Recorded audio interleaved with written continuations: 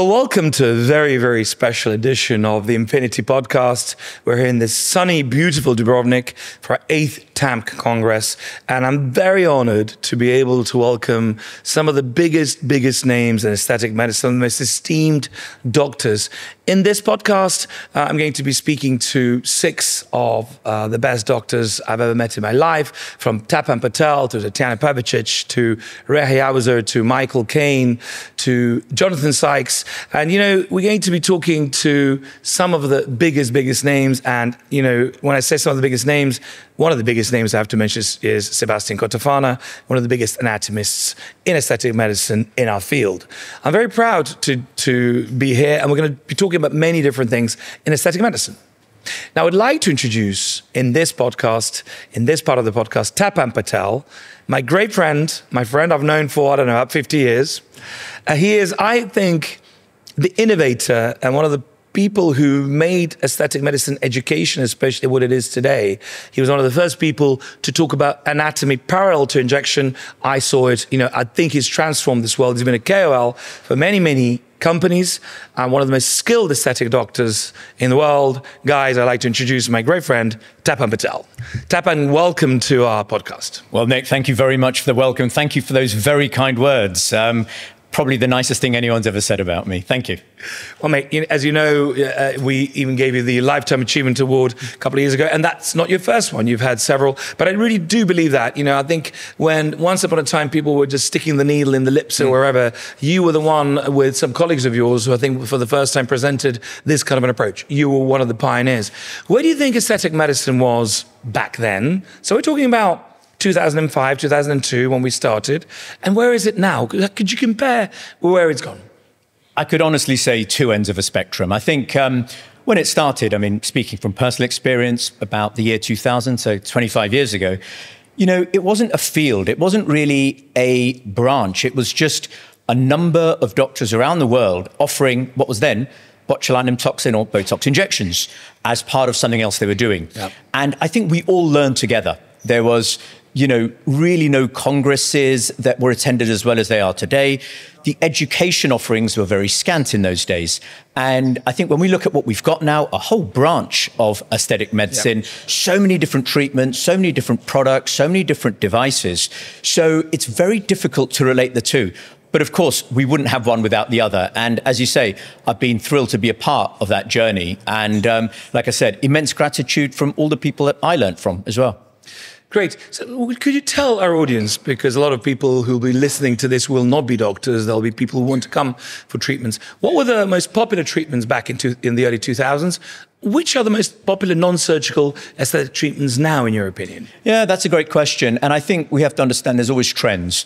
So back then, as I said, there really was, this vial of botulinum toxin revolutionized this whole field of what we now call aesthetic medicine.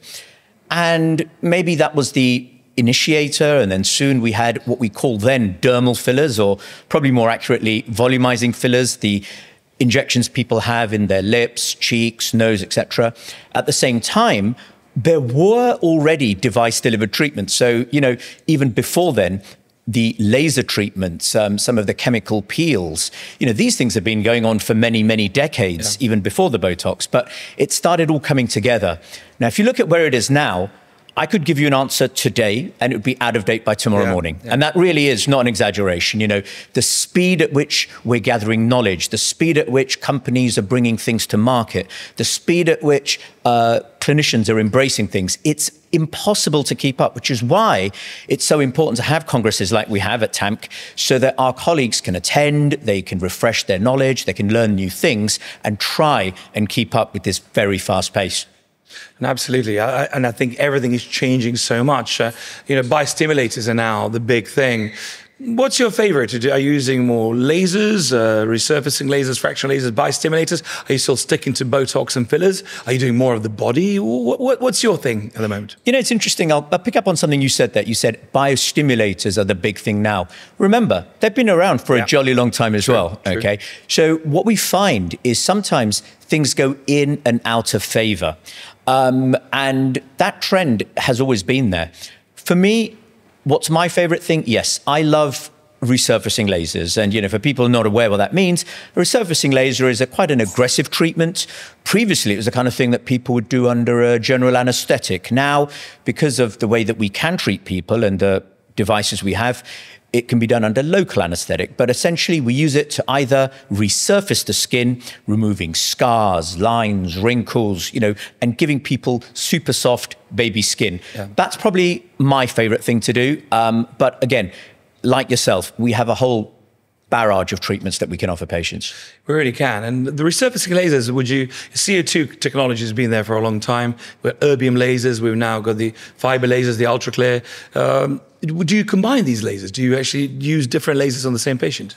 Yeah, it's a great question. I do. I like to have a good kit of laser devices so that I can do exactly as you say, combine. And it's important to understand that the devices themselves are just getting better and better. There was a time when, we might be a little bit tentative about treating people with darker skin.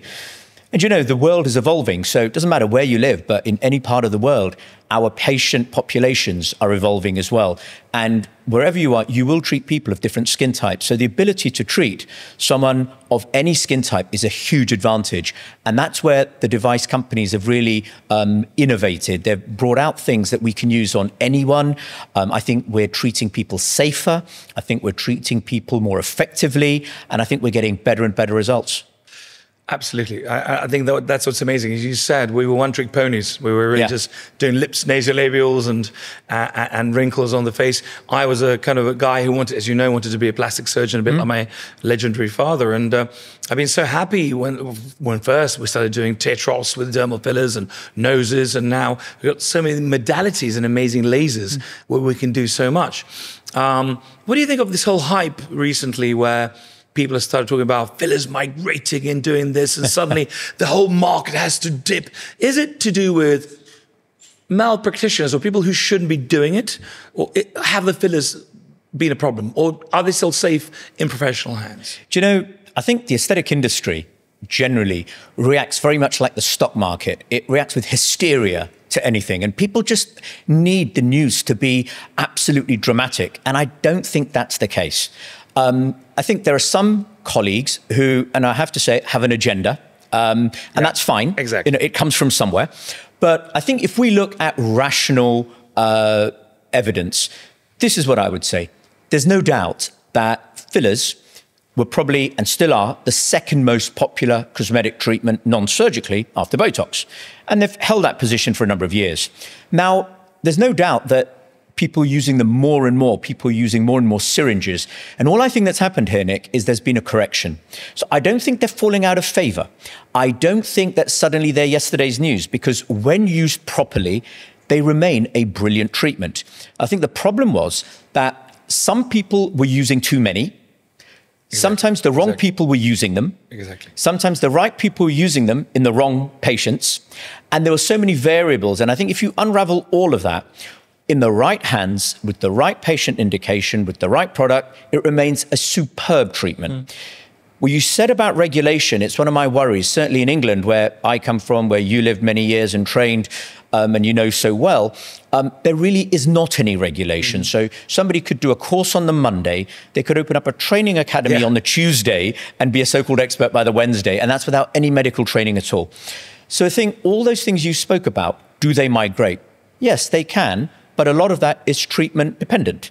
Do they cause problems later? Again, yes, they can. But a lot of that, again, is down to not just the product, but who's doing it and how they've done it. Exactly. So I will say that whereas a lot of colleagues will relate to the fact that we're probably using a little bit less now than we were last year, the year before that, we're still using more now than we did 10 years ago. Exactly. Okay? So I think we have to treat each treatment here in its own regard with the right respect. And I think they remain a really important tool in the box, just not the only tool. Exactly. To me, hyaluronic acid, dermal fillers and toxins are still my first two tools I'll reach for. As you say, you just need to do everything in moderation. You've got to use products which are, there's so many fake products actually on the market as well. And this is one of the big problems. And we need to know our anatomy. And I think a lot of people don't know the anatomy, they don't know the skills. As you said, they kind of they kind of learn it in some course. And I used to do training courses in England, and I'd be training someone and the hand is shaking and you're thinking, yeah, you need to learn and practice on your friends. And they're getting, no, I've got a clinic booked on Monday. Yeah. So, right, Taps, if we could talk about something else. You and I have known each other for a long time. How long? All right, let's admit it. I think it's 35 years. No, let's not admit that. Okay, let's not admit it. Okay, 25 years. Okay. So we know each other for 35 years. 35 years. Since medical school. We dreamed together. Our kind of careers have been in parallel. We've become great mates through this. We're not going to sing Roll a Silver Dollar right now here at this podcast. But tell me, do you remember the day I called you and said, let's do a Congress in Dubrovnik? Do you know, not only do I remember it, but it really seems like yesterday, and it's over 8 years, and those 8 years have gone in a blink. And I've got to say, that day, I remember my emotions were a combination of a huge honor to be asked and a massive sense of intrepidation as well. I mean, to have the challenge, can we do an international Congress in a country, bear in mind, I had never been to, okay, a city I'd never been to, yeah. But, you know, I could see that you were so motivated, and I know so many of your motivations. I know a lot of them relate to your late father and his legacy and his desire to do something. And so to be able to be a small cog in that dream that you had has been one of the greatest accolades of my career. And but yes, I remember the conversation like yesterday, and I often pinch myself thinking, 8 years on, are we still here with, you know, this magnificent branding and this magnificent Congress that we've built? If it wasn't for you, I couldn't have done it. As you said, it was a legacy of my father's it was a Yugoslav country at the time. They stopped his Congress. Ivo Pitanguy, people like that were meant to come to Dubrovnik, all the greats of plastic surgery. And when I turned to you, we straight away brought some amazing names like Kundabul and Hera Espaldo to that first Congress. And that was the thing I think everyone commented on. The way how expert you all were, the friendliness, I think even on that first Congress, we had a huge screen, didn't we? Yeah. And it was the camaraderie, it was the science, it was the sharing of knowledge. And I think it's what's made this Congress grow and grow and grow. And here we are, back in Dubrovnik after 2 years in Ravin. Yeah. What do you think, Ravin, Dubrovnik? I love them both. Listen, there's so hard to choose between the two. I think Dubrovnik edges it only because of the sentiment that it was our first one. It's the one where we've done the most. Itself is so magnificent, taking nothing away from Ravin, which is magnificent in its own regard. And again, something you said there, all those speakers that we've had, and, you know, we have to really give them the credit. There's a Beatles song, I Get By With a Little Help From My Friends. And all those names you mentioned and many, many more.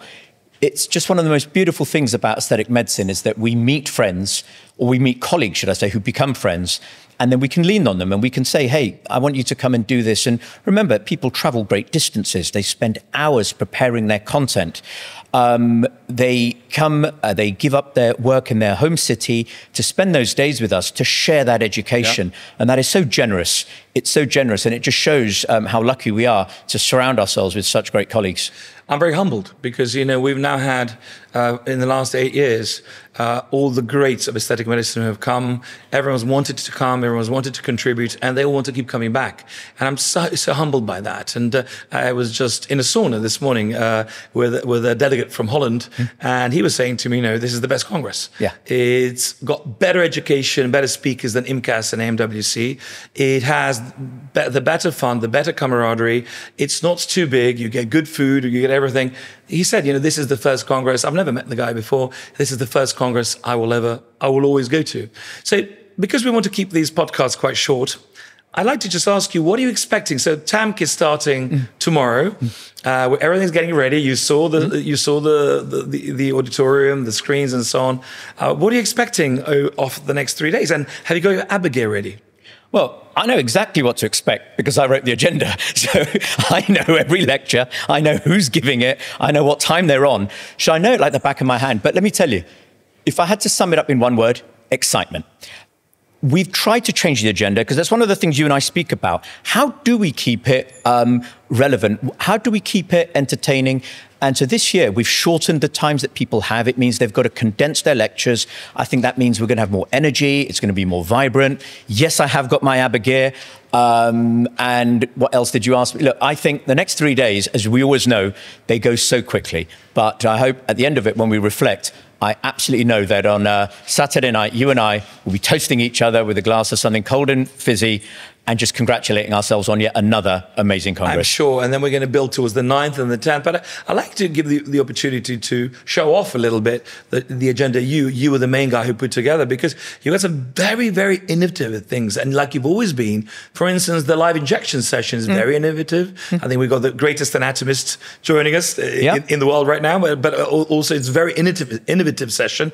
But, you know, the difficult cases, the controversies, the fast-rounded area, some really, really innovative. So can you just, in short, just surmise what excites you the most about your agenda? Yeah, I'll try and be as concise as possible. Let me tell you what I don't like about congresses generally. When lectures are too long, we lose attention span of the audience. When people have too much time to speak and they pad out a lecture, I wanted to do the opposite. So the idea was, and look, we've had to push our speakers a bit and say, you've got so much to say, but we're going to give you, in some cases, 5 minutes, 3 minutes, 8 minutes. Now, traditionally, lectures were 15 to 20 minutes. So to condense that down to those times, I think is challenging, but good on them. Everyone has taken that challenge on. You talked about live injection. I've been one of the advocates that says, I don't like it. You know, I think it's a raw deal for the models. I think it's questionable educational content, whereas beautifully edited video gives you the same impact. And we will see from our delegates if they agree with me at the end. And the other thing I really wanted to bring out was transparency. I've asked people to admit what were the biggest mistakes they made, what was their biggest learning, because sometimes it's about showboating. People come on stage and they show their best cases, as I have done many times. But this time, people will be encouraged to also share their mistakes, because that's where we learn as well. You know, when new people come into the industry, you can do two things when they're sitting in the audience. You can scare them, or you can inspire them. And I hope this year we're going to inspire them. Great. Now, I haven't told you that I was going to ask you this, but we're going to have some fast-paced questions at the end.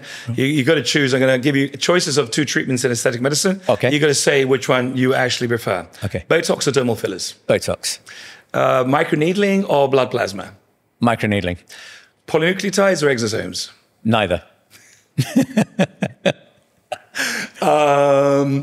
Erbium laser or CO2 laser? CO2 laser.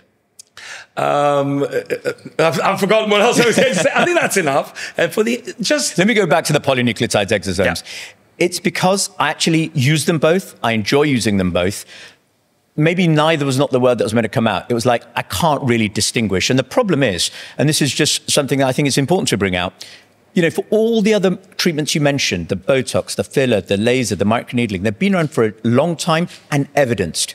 Polynucleotides, exosomes have also been around for a long time, but we just don't have the evidence base. So for me to sit here and say, I prefer this or that, it would be a little disingenuous. I think they both have great potential, but as we stand, I am still learning about where their place in medicine is. And to finish this, wonderful, and I think it's probably been my favorite, honestly. Mate, you're going to say that to everyone. It's my first, the Infinity Podcast is already quite well known in Croatia, but it's my first one in English, and obviously with you, this has flown. I think the team will say this is the most flowy one we've had. But I do like to ask people I interview in my podcast to give some advice. So what advice would you give to any young, aspiring aesthetic doctors who want to be a Tapan Patel one day? What advice would you give them? How do they get ahead in their careers? How do they become great for their patients? How do they perhaps even become great speakers one day? Well, it's interesting. In fact, this is my very last talk of the Congress, where I'm asking a bunch of people to share tips for success, but I'll give you mine now on the basis that this won't be aired before I give my talk. It'll be aired later, Right. So look, the first thing I'd say to anybody, you've got to invest. And by that, I just don't mean money.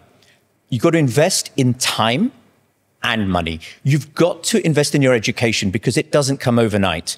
There's always this reluctance as doctors that we feel, because of the way we trained, that we feel entitled, that we should have training given to us. And I think the opposite. You will never, ever regret investing in a course or education. You may not think it was great at the time. It may be years later you realize that what you learned was invaluable. So the first thing, invest. Second one, share.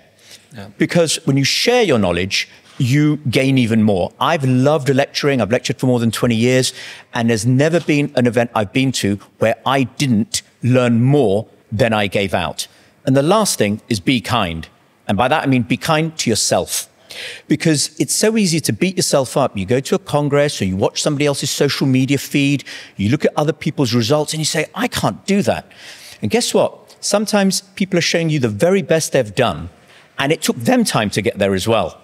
So yes, you should always have the aspiration to be better. You want to be better tomorrow than you are today.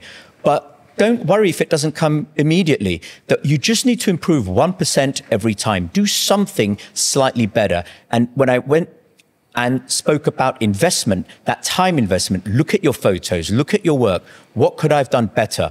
But again, what I mean by be kind is congratulate yourself for how far you've come. Always look back and say, that's where I was, here's where I am now, and that's where I want to be. And if I had to sum it up in 3 things, that's it. Well, you've inspired me, my man. And you have inspired in my career as well in the past. Thank you so much. Pleasure. That was an amazing podcast. Thank you, Tabs. Pleasure, Nick. Thank you, guys. That was amazing. Tapan Patel.